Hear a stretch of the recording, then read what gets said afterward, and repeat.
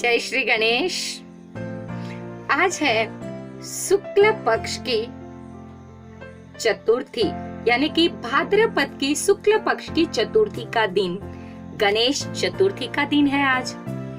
और दोस्तों, आज के दिन से गणेश उत्सव की शुरुआत की जाती है। हर साल ये त्योहार बड़ा ही धूमधाम से मनाने की प्रथा रही है। आज ये त्योहार 22 अगस्त शनिवार के दिन आया है और हम सब विघ्नहर्ता गणेश जी को हर शुभ कार्य की शुरुआत में याद करते हैं। तो मैंने भी सोचा कि जब मैं अपना नया YouTube चैनल का शुभारंभ करने जा रही हूँ, कल्पना कहती है का, तो क्यों ना आज गणेश जी के याद करके उनके बारे में आपसे कुछ बातें करके इस चैनल का शुभारंभ करूं। दोस्तों, गणपति यानी कि गणेश जी का पूरा व्यक्तिमत्व ही अनोखा है। गणपति जी मेरे तो प्रेरणा मूर्ति है। मेरे हर शुभ कार्य में मैं गणेश जी को याद करती हूँ और इसीलिए आज मैंने अपने YouTube चैनल कल्पना कहती है का पहला वीडियो भी गणपति जी के ऊपर बनाने का सोचा है। मैं आपको गणपति के अंग ज्ञान की पाठशाला के ऊपर कुछ कहना चाहती हूँ। जी हाँ, गणपति के अंग एक अनोखा संदेश हमें देते हैं। तो चलो शुरू करते हैं गणेश जी की आंखों से। छोटी छोटी आंखें हैं ना गणपति की, छोटी आंखें पार की नजर का संदेश देता है। गणपति जी की आंखें छोटी हैं, लेकिन उनमें अच्छाई बुराई हर चीज को परखने की क्षमता है। गणेश जी हमें भी यही कहते हैं कि नजर हमेशा पार की रखो तो कभी जीवन में धोखा नहीं खाओगे और हमेशा जीवन में खुशहाल रह पाओगे। दूसरे नंबर पर आती है गणपति जी की सूंड। गणपति जी की हिलती डुलती सूंड हमें हमेशा हिलते डुलते खुशहाल रहने का संदेशा देती है। और वो हमेशा हिलती डुलती इसलिए रहती है क्योंकि वो हमें हमेशा जीवन में सक्रिय कार्यरत रहने का संदेशा देना चाहती है। जी हाँ दोस्तों, हमेशा जीवन में अपने मुकाम तक पहुंचने के लिए क्रियाशील रहिए, सतत कार्य करते रहिए। आप हमेशा खुश रहोगे और आगे बढ़ते रहोगे। तीसरे नंबर पर आता है गणेश जी का बड़ा वाला पेट। गणेश जी का बड़ा वाला पेट जो है ना, उसी कारण उन्हें लंबोदर कहा जाता है। बड़ा पेट यानी बातें पचाने का संदेश ये हमें लंबोदर गणपति देना चाहते हैं। वो कहते हैं कि हर बुराई को, हर बात को सुनो, लेकिन जो बुराई है, गलत बातें हैं, उसे पचाना भी सीखो। द्वेष, नफरत, बुरी बातों को पचाना सीख जाओगे ना तो जीवन में बड़े ही आगे बढ़ पाओगे। और यही संदेश गणेश जी हमें देना चाहते हैं। चौथे नंबर पर आता है गणेश जी का मस्तक। बड़ा मस्तक नेतृत्व का प्रतीक होता है। गणेश जी बुद्धि के देवता है और वो यही तो हमें कहना चाहते हैं कि हमेशा अपनी बुद्धि से काम करो। विचार करो ना तो बड़े बड़े विचार करो, सोच हमेशा ऊंची रखो। जीवन सादा और सोच ऊंची, यही बात हमें गणेश जी का मस्तक कहता है। पांचवें नंबर पर आता है लंबे कान। जी हाँ, लंबे कान बुद्धि का, विवेक का प्रतीक है। गणेश जी के जो कान है ना, वो इसलिए बड़े बड़े हैं क्योंकि वो कहते हैं सुनो सबकी, बुद्धि से सोचो और फिर करो अपने मन की। सब बातें सुनो, बुद्धि से सोचो और जो आपको सही लगे वो गणेश जी के आशीर्वाद से वही बात का अमल करो। गणेश जी को लंबे कान होने के कारण ना सूपकर्ण या गजकर्ण भी कहा जाता है। सूप तो आपको पता ही होगा। सूप से, जब हम सूप में किसी धान्य का या किसी भी चीज को साफ करने के लिए लेते हैं ना, तो वो बुरी चीजों को हटा देता है और अच्छाई को अपने पास रख लेता है। तो जो गणेश जी के कान है ना, वो हमें ये कहना चाहते हैं कि अच्छी बातें सुनो, अच्छाइयों को अपनाओ और बुरी बातों को हटा दो। कितना प्यारा संदेश दिया है ना गजकर्ण जी ने हमें। और उसके बाद आता है 6वें नंबर पर एक दंत दयावंत।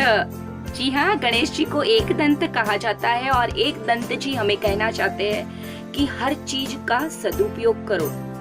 बाल्यावस्था में परशुराम जी से गणेश जी का युद्ध हो गया था और परशुराम जी ने गणेश जी का दांत तोड़ दिया था। जब दांत टूट गया, आप क्या करते हो? फेंक देते हो ना। लेकिन वो तो गणेश जी थे, बुद्धि के देवता थे।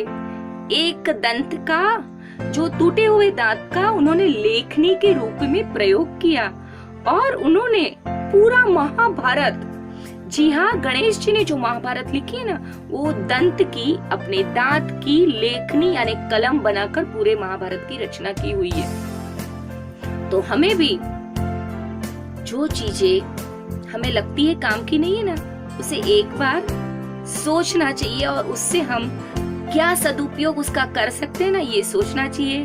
और हर चीज का सदुपयोग विवेक बुद्धि से करके ही आगे बढ़ना चाहिए। उसके बाद ये सारे अंग की बात हो गई। अब जो गणेश जी होते हैं ना, वो बड़े मीठे के शौकीन हैं।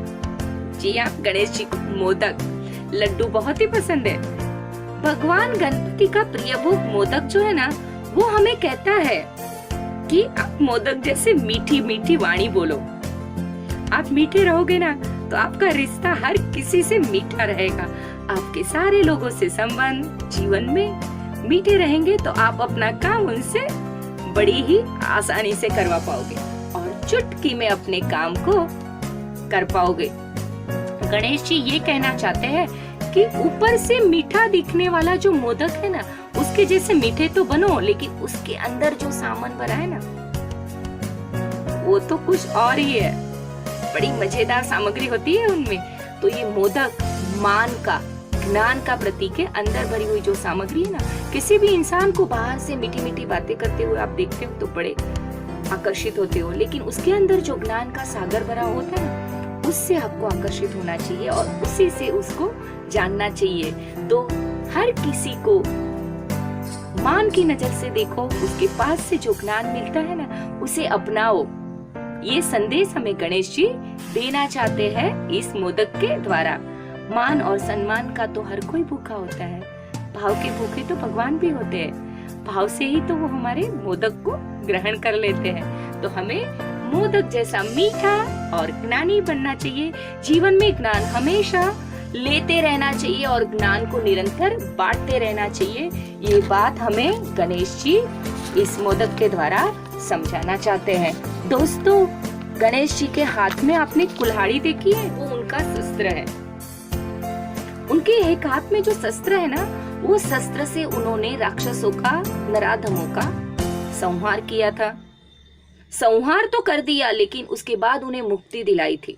गणेश जी अपने शस्त्र से यही कहना चाहते हैं कि बुराइयों का, नफरतों का, द्वेष का, जो गलत चीज है उसका संहार करो और जीवन में हर चीज से मुक्त पा रहो।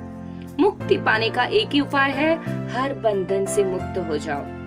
कितना प्यारा संदेश ये शस्त्र ने हमें दिया है। 9वें नंबर पर आता है गणेश जी की सवारी। गणेश जी ने मूषक की सवारी की है। मूषक यानी कि उंदीर। जी हाँ, ये छोटा सा प्राणी सवारी के लिए पसंद करके गणेश जी हमें ये कहना चाहते हैं कि छोटे बड़े हर किसी को सम्मान दो, वो हमारे लिए है। और मूषक तो कितनी तेज गति से आगे बढ़ता है।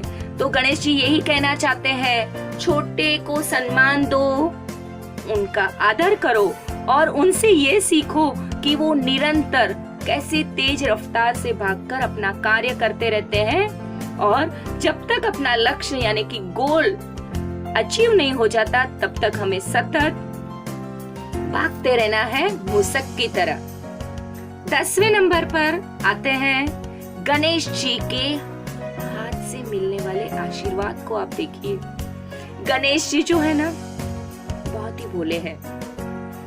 आप गणेश जी के पास जो भी मांगो, जो भी भक्त गणेश जी के पास जाता है ना, गणेश जी बहुत ही जल्दी प्रसन्न हो जाते हैं और उन्हें आशीर्वाद दे देते हैं और हम प्रसन्न होकर गणेश जी के दर्शन कर कर अपने कार्य करने की ओर आगे बढ़ते हैं। गणेश जी का आशीर्वाद हमारे साथ रहता है तो हमारे सारे कार्य सफल हो जाते हैं। तो अंत में गणेश जी का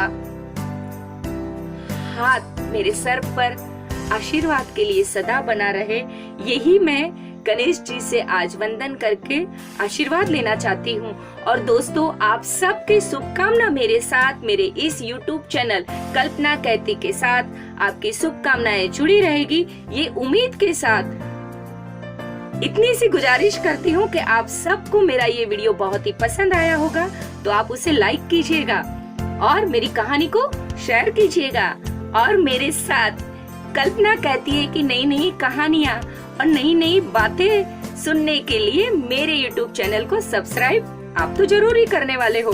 तो चलो, कल्पना कहती है हम फिर मिलेंगे, तब तक के लिए जय श्री गणेश। चलो, जय श्री गणेश के साथ सभी को आज के गणेश चतुर्थी के इस दिन की तहो दिल से, मेरे दिल से बहुत बहुत बधाई हो। सबको शुभकामना। जय श्री गणेश।